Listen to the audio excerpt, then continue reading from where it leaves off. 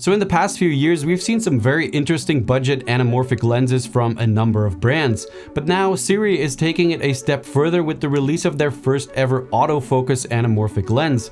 Now, Blazar has also announced their version of autofocus anamorphic, but this Sirui 40mm is the first one to hit the market, and the Blazar will only start shipping, I believe, somewhere in February.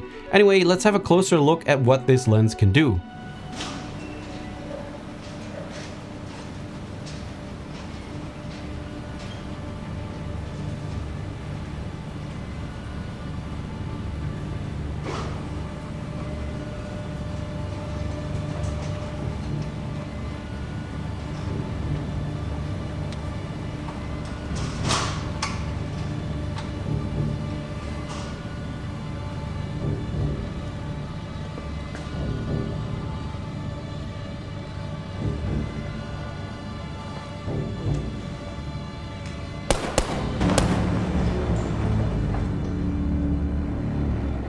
The Sirui Autofocus Anamorphic is a 40mm t1.8 1.33 times anamorphic lens. It is for APS-C cameras, but it actually does cover the whole full frame with only a little bit of vignetting.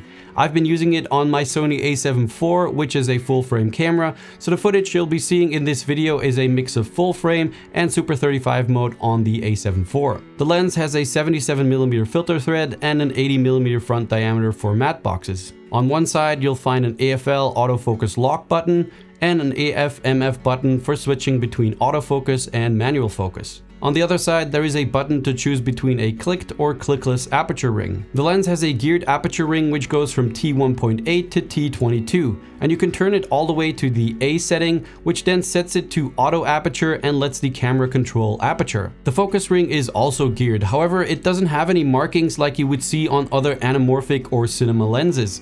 It also spins infinitely, so it doesn't have any hard stops. And this could be problematic if you want to work with a follow focus system, because it won't be able to find minimum or infinity focus. And speaking of focus, the Sirui 40mm has a minimum focus distance of 0.6 meters or just under 2 feet. The lens is very compact and weighs only 614 grams, and this makes it great for handheld shooting or throwing it on a gimbal, especially because of that autofocus feature. On the back of the lens, you'll find a USB-C connection for firmware updates. The lens also has some weather sealing with this rubber ring on the mount. As you can see, the one I have here is a Sony E mount, but Sirui also offers Nikon Z mount, Fuji X mount, and Micro Four Thirds mount.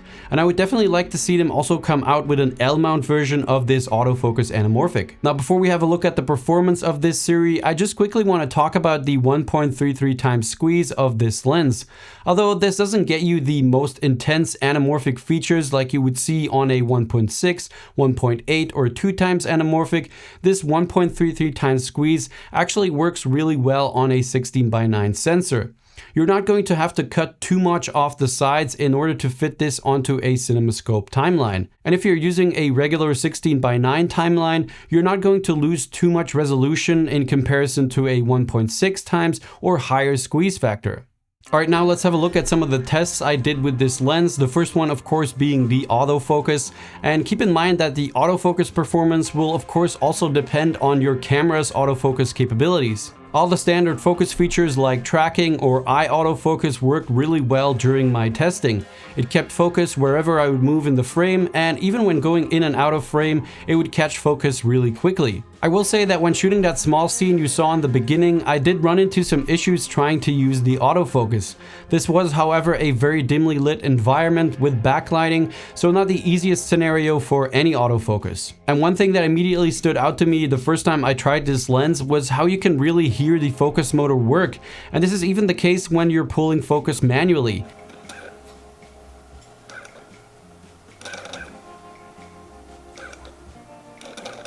I would say that this isn't ideal for a video focus lens, but might also not be a big issue for most users. Like with a lot of anamorphic lenses, there is focus breeding on this Sirui 40mm, as you can see right here. Although it's great that this lens opens up to t1.8, unfortunately it's a bit soft wide open.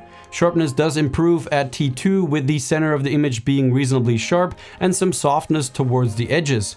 From T4 and up you get a good amount of sharpness throughout the frame and still enough out of focus background to create a pleasing shot. I found myself using this lens mostly at t2.8 or t4, as that gave me a good middle ground between sharpness and the look I was after. When looking at the bokeh of this lens, you'll notice that at t1.8 it produces hexagon shapes, which are definitely unique but might not be to everyone's taste. The bokeh balls do become more oval though when closing down the aperture. Now, one feature that most people look for with anamorphic lenses is that typical anamorphic flaring. Sirui has two options available for this lens, a natural or a blue flare, and the copy I have here is the blue flare. Obviously, this is completely dependent on personal taste, but I really like the flaring on this lens. It's not too extreme, but still gives the footage a little bit of character. This blue flare will definitely not fit every project, and if I had the choice, I would personally opt for the neutral flare version. I did notice some pretty interesting flaring on the edges of the frame when using this lens on full frame. They are pretty aggressive and definitely won't be everyone's preference. These are, however, not in frame when using the lens in Super 35 mode, which is what this lens is made for, so just something to keep in mind. When it comes to chromatic aberration, the lateral chromatic aberration is pretty well controlled and you'll have to really pixel peep to notice any. However, I did get some very strong longitudinal chromatic aberration, or LOCA, as you can see right here. It never bothered me though in any of the real world test footage. Looking at the distortion of this lens, it's actually a little strange because you can tell that there is a bit of barrel distortion at the top and bottom of the frame, but looking at the sides, you'll actually notice some pincushion distortion. This is mostly noticeable when in full frame, and again, of course, this is a Super 35 lens, so when in Super 35 mode, it gets much better. So overall, I think this lens looks really good and I'm very happy with the footage I got out of it during this testing period. But it's definitely not perfect. There are some quirks that I'm sure Sirui will fix when they further develop this line of autofocus anamorphic lenses. It's, for example, unfortunate that the lens is not that great wide open at t1.8 due to that strange bokeh and the lack of sharpness throughout the frame. But having autofocus on an anamorphic lens is in and of itself a very interesting feature. Especially combined with the small form factor of this lens, I think this could be an awesome option for solo shooters or run and gun filmmakers. The 1.33 times squeeze gives you a slightly different look in comparison to shooting on a regular spherical lens without the image being overly distorted. Now, this is neither a pro or a con, it just kind of depends on what you want. If you want a very outspoken anamorphic look, well then this lens is probably not going to do it for you. So would I recommend buying the Sirui 40mm autofocus anamorphic?